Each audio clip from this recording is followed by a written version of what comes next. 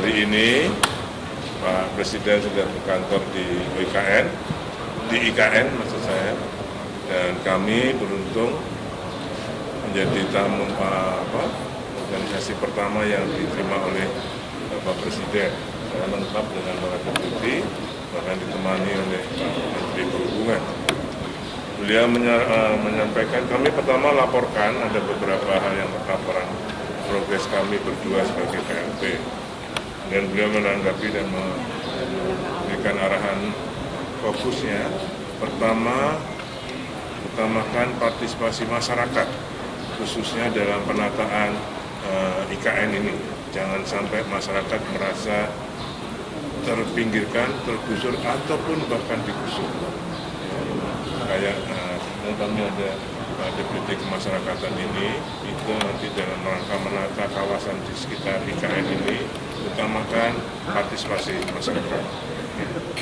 Yang kedua, untuk investasi, beliau juga menyampaikan bahwa IKN ini akan menjadi contoh tata kelola manajemen pemerintahan yang baik dan cepat. Tidak cukup baik saja sekarang, tapi harus cepat. Apapun perizinan dan sebagainya itu dan lebih cepat, dan ini akan menjadi contoh untuk tata kelola perkotaan lainnya. Contohnya sekarang yang tentang investasi, dari 45 groundbreaking dari 1 sampai 6 yang dilakukan oleh Bapak Presiden, kemarin hari Selasa tanggal 26 Juli sudah ditandatangani antara OIKN, perjanjian kerjasama antara OIKN dan para investor. Oke. Ada 14. Beliau minta segera dituntaskan yang 45 itu. Dan nanti minggu depan kalau Pak Presiden kunjungan yang ke sini, itu ada groundbreaking lagi ya, sekitar 5, dan itu sudah harus PKS. Tidak PKS, tidak akan groundbreaking.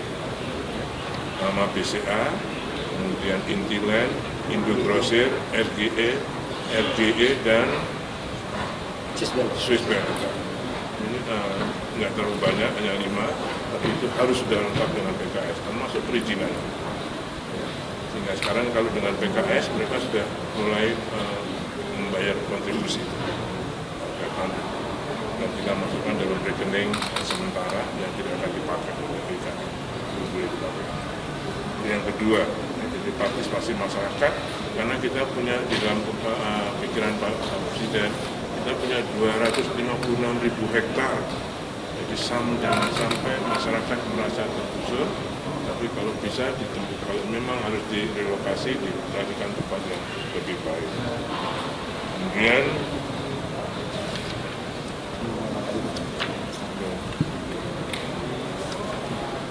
untuk ada yang namanya BUMO, Badan Usaha Milik Otorita, itu kita difokuskan untuk melakukan kegiatan yang mendukung menciptakan keramaian kota ini.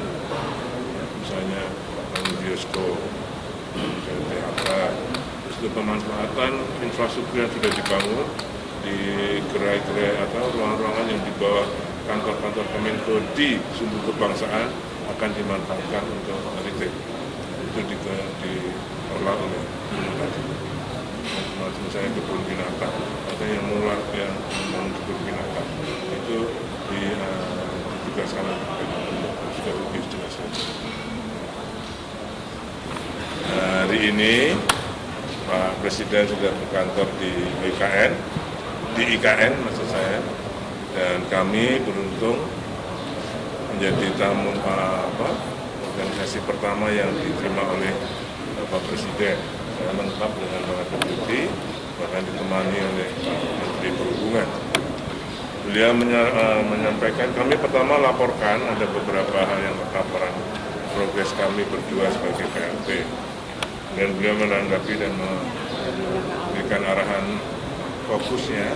Pertama, utamakan partisipasi masyarakat, khususnya dalam penataan IKN ini. Jangan sampai masyarakat merasa terpinggirkan, tergusur, ataupun bahkan digusur.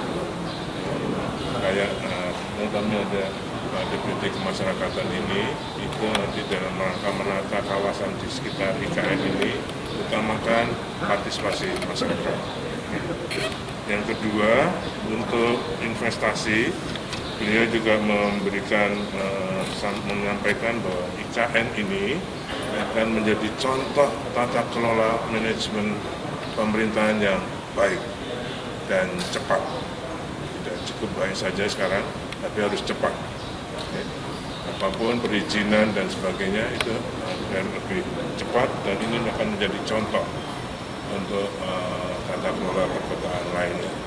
Contohnya sekarang yang tentang investasi, dari 45 groundbreaking dari 1 sampai 6 yang sudah dilakukan oleh Bapak Presiden, kemarin hari Selasa tanggal 26 Juli sudah ditandatangani antara OIKN, perjanjian kerjasama antara OIKN dan para investor. Oke. Ada 14. Beliau minta segera dituntaskan yang 45 itu.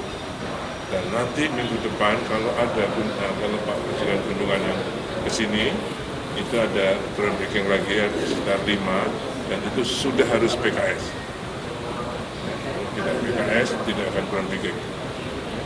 Nama BCA, kemudian Intiland, Indogrosir, RGE dan Swiss Bank. Ini nggak terlalu banyak, hanya 5, tapi itu harus sudah lengkap dengan PKS, termasuk perizinan. Sehingga sekarang kalau dengan PKS mereka sudah mulai membayar kontribusi. Dan kita masukkan dalam rekening sementara yang tidak akan dipakai oleh PKS. Yang kedua, jadi partisipasi masyarakat, karena kita punya di dalam pikiran Pak Presiden, kita punya 256.000 hektar.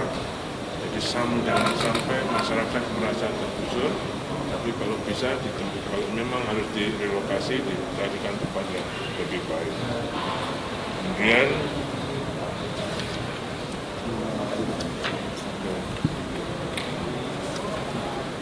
untuk ada yang namanya BUMO, Badan Usaha Milik Otorita, itu kita difokuskan untuk melakukan kegiatan yang mendukung menciptakan keramaian kota ini.